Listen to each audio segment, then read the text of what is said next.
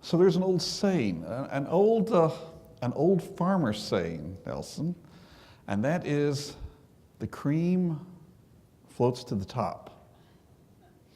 Now, there is, with all old sayings, there's substance behind it, and that is, so the dairy farmer was producing milk, and the milk is what gave them the necessaries for existence on the family farm. But the cream, on the other hand, was the bonus. And that when they produced cream, that allowed the luxuries of life that a farmer might perhaps buy. Hence the expression, the cream floats to the top, and that's where we're going to go today. As you came in this morning, in addition to a pencil and a want book, one of the items that you were given was an oversized postcard. It's been a tool that I have used for many, many years.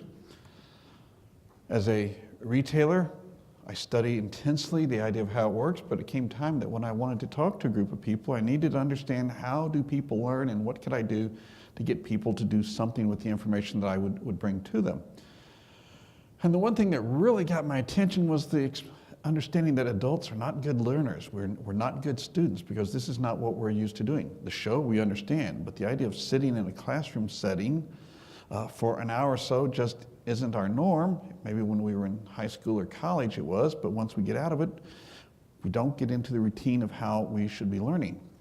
And in that situation, what we found was that the average adult, if you don't do something that what you've heard within 72 hours, the odds are you'll do nothing at all with the information. It'll literally be in an ear and out the other. So I created the postcard, and let me issue an invitation before we get started. Let me explain first. The postcard has no catches, no strings to it. I have nothing to sell to anybody. There's nothing, no mailing list that you're signing up for. But the idea is you address the postcard to yourself on the back side. You flip it over, and inside the little dotted line it says, when I get back to my business, this is what I want to do. At the end of the session, I'll do my best to remember to ask you to let me have the postcard back, hoping that you have figured out a couple of things that you need to do. I'll hold on to the postcard for the next 14 days. Somewhere during the next 14 days, I'm going to read your postcard. What did you pick up? What did you learn? What points do I need to learn to emphasize better? As I read your card, I'm going to take this pen out of my pocket. It writes with green ink, green, color of money. Money is what it's all about. At least in our business, it should be how to make a profit. I'm going to add a note or two. I'll cut the postcard out. And on September 24th, I'm going to go buy a stamp and I will mail the postcard to you. Now, postcard stamps are now up to 35 cents, so make sure you get something profound to say on the postcard. It's not the old days like when they were only a couple of pennies. Alrighty. So in addition to the expression, the cream floats to the top, for the farmers, it's true for us too. You can tell, I get to see at a lot of trade shows and conferences, you kind of get to see who the really good people are as to how they run their businesses, not just because you read about them in something like, say, the IGC magazine, but you listen to the wholesalers and they tell you about, oh, wait till you go see this person's place. They're really good. They run a really sharp operation. They know how to do it. And then you see how they handle themselves and the things that they do. I remember being at a trade show in Georgia, and at the end of a class, I had a couple come up, and they said, we have a question. We were very curious from what you said today, and you talked about the hours that we work and the money that we make and things like that, and said, here's our story. The two of us own the business. Now, we work in our business Monday through Friday. We do not go in ever on Saturdays and Sundays. Our staff handles all of it. When we go to a trade show like this, we don't just go to the trade show and come back. We'll stretch it out and make it about a week because we'll take a few days off. Maybe stay home, but maybe we'll go up and enjoy wherever the trade show is. And we also take vacation. We'll take a couple of 2 to 3 week vacations during the summer to get away from things. And then we looked at the money side, and we were doing some quick math. And well, between the two of us, we pay ourselves about around $150,000 a year. And then at the end of the year, what we take out of the business, we'll take another $100,000 or so out of the business. And so we have a question for you. I said, and that question is, we want to know, are we normal? I said, are you kidding me? You're freaks. You're absolutely freaks. I want to know, what are you doing listening to me? How about you stand up and talk? I want to sit and listen to you. No, this is not how it goes for most of us. The stories that I tell is what happens to many of us and what goes on in our business. So we look at these people. The same thing happens to how do we get to the first part, being the person, how we handle our business, comes because of the task that we have and how we handle the operation of the business. I mean, you can't get on top of the business and sit aside and say, read a business book or something or get away from it if certain tasks within the business are not being done correctly and by the correct individuals. And that's where we're going to go. So I think about time management. Each month I do a radio show that if you're on our email list, we send you an invitation. And our guest expert for October is going to talk about time management.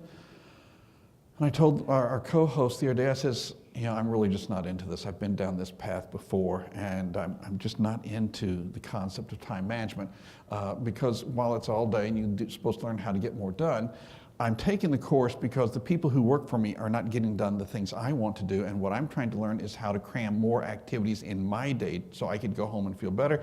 I go, this seems like there's something wrong about it, because maybe it's the people who work for me who need to be in the time management class first, instead of me trying to figure out how do I get all these things done, when in reality, I'd just be happy if I had some people who work for me who would get things done and I weren't chasing things all over the place all the time. That's my thought of it. The first tool that I would share with you, and from having shared this presentation with a group recently, appears to be the biggie, the big favorite. We had within our business a thing called the owner's manual.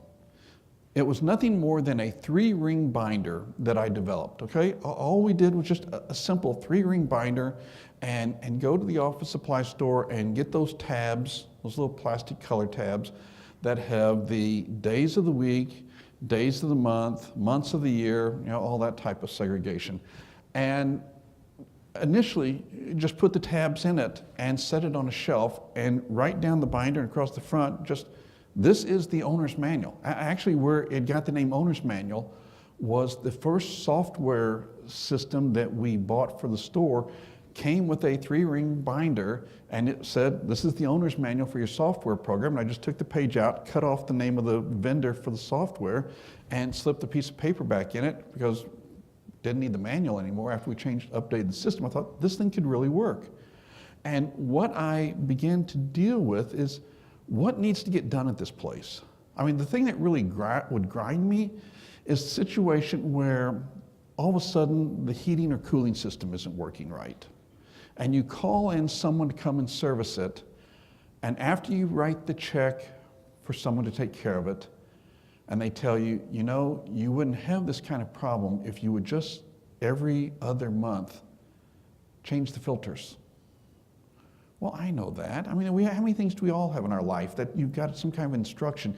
All you have to do is do this. And I think, how many things in my life do I try to remember? Well, if I just remember like that I need to give the dog this particular thing on the first day of every month, and then I have to give the cat this, and I have to, there's so many things that come in our life, and they're simple to remember, but when we get going with the complexities of our daily lives, it becomes a little bit challenging. So I started putting it into this type of thing. And then the one that really got me was there was a tax return. I don't remember which one it is, but I remember the form came in the mail.